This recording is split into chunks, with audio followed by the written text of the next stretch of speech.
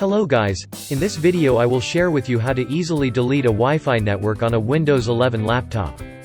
In this video I have 2 steps to forget a connected Wi-Fi network on Windows 11. We use the first method first.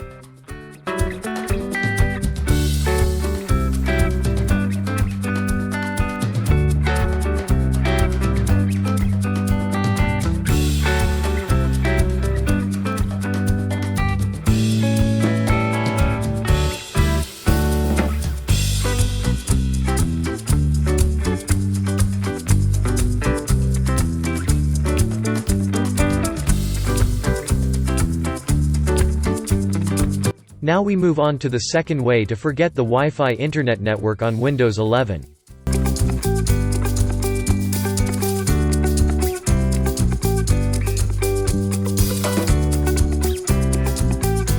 Okay guys, that's how to forget a connected Wi-Fi internet network on Windows 11. I hope you like this video. Don't forget to click subscribe and press the bell button so you get notifications of the latest videos from this channel.